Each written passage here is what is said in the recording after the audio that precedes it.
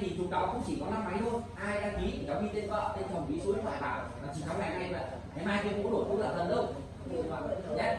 Ai đăng ký đổi trong ngày nay thì các cô các chú nào chúng cháu sẽ ghi tên, ai đăng ký thì giơ tay cao lên để ghi tên đổi máy ạ. Đăng ký ạ. Đúng rồi ạ. Đúng rồi ạ. Đổi cho nó sạch, đổi cho nó tiện. Mỗi tháng 500.000. Giờ hết vẫn trừ 2 triệu hết mà. Thu học gì vẫn trừ 2 triệu hết.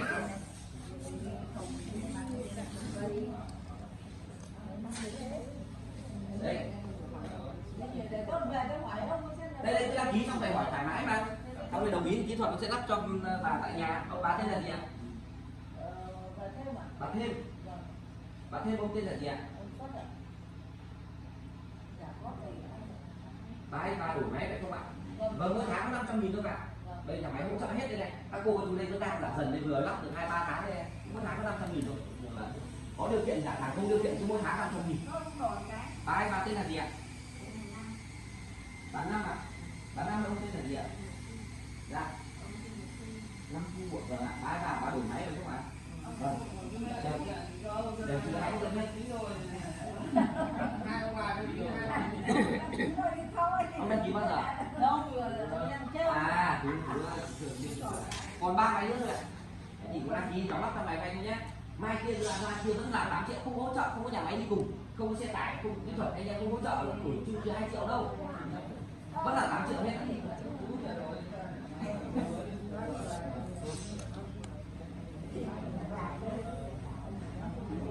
Đấy thì các chú có đổi thì nói lên.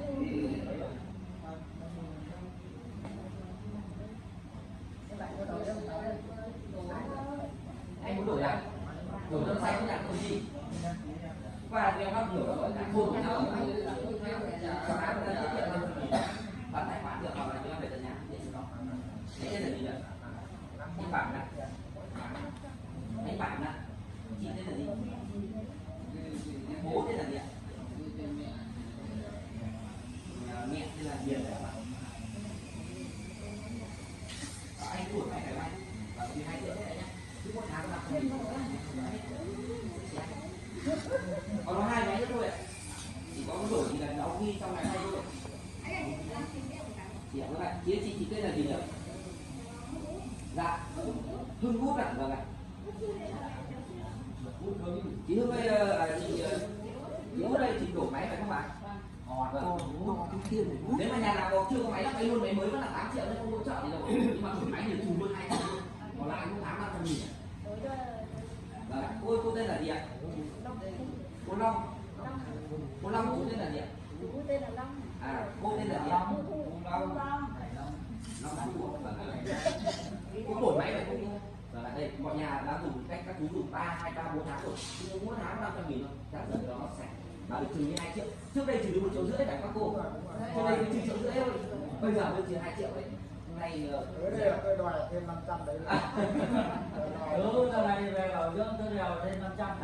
Cái này có giấy tờ hết. Và đúng rồi. Giá cả mỗi tháng mỗi khác.